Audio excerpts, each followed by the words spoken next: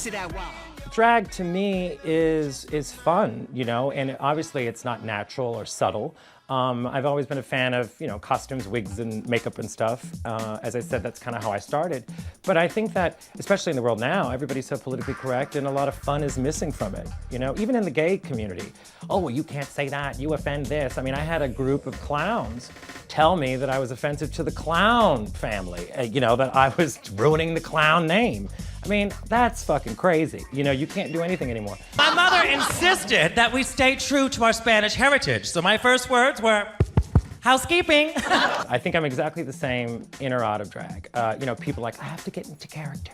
No, I'm just as hateful and as nasty, but if I don't wear a wig, I'm called a hateful faggot. But if I wear a wig, it's called hysterical. So it's just the packaging to get away with murder. My name is Bianca, I'm from the deep south. Oh, them bitches can't handle my sassy ass mouth. Well, my experience on Drag Race was amazing because I won. I mean, that's the perk. First of all, being on the show and the fact that the show is so globally welcomed. You know, I mean, there's people all over the world. I've been able to travel the world because of the show. I think that what it's done is that it's brought drag into people's living rooms and people realize that we're not all wanting to be women. Everyone is not transgendered, you know, that's a whole nother ball of wax. That it's just performance and they get to see us, what, 80% of the show out of drag. So they start to realize that we're not these scary people that you can't relate to. We're just us and we happen to wear wigs. I think what you've done is an amazing thing. And if you ever need anything, call a hateful bitch like me, even if it's for a laugh. I think what people love about the show is that it's despite the fact that we're in drag, it's kind of real. You know, you can relate to the people. And what I'm shocked by in America is that that's the only show like it. The rest of the world will see that nicer side. Are you prepared for that? You've been filming this?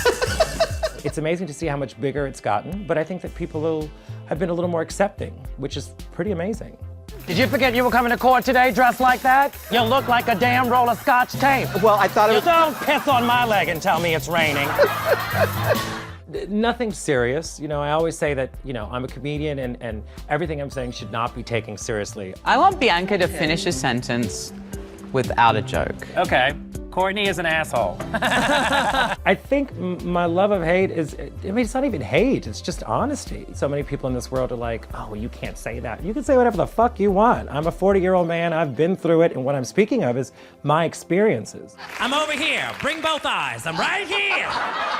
Damn, Pearl Harbor must have did you in.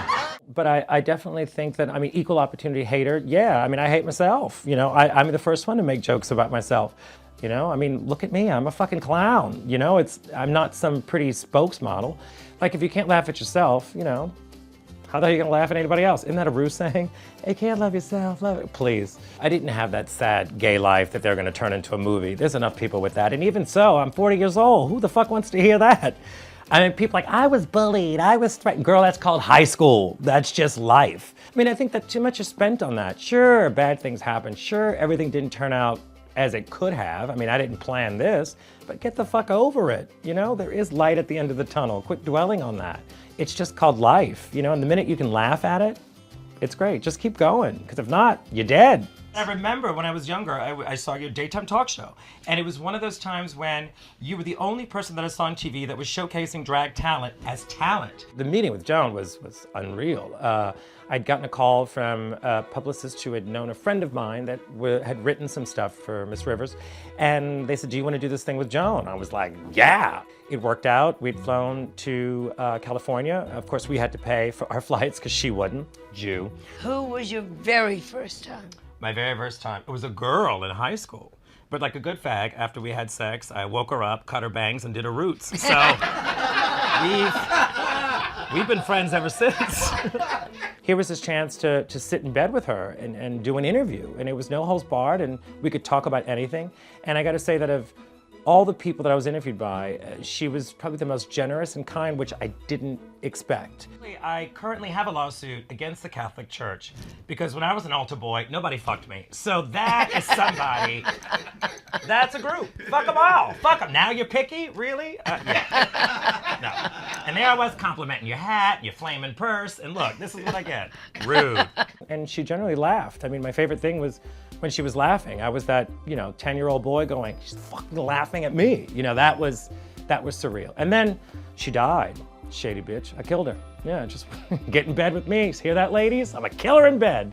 Dead, dead, dead. At what age did you know you were gay? I don't remember when I knew I was gay. I knew I was different. I was always called different. I'm the fourth out of 5 kids. So it was like, you were called a fag before you were sucking dick.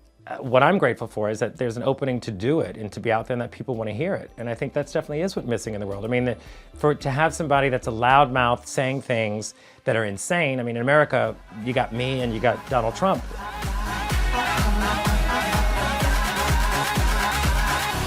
Now, sissy that wow.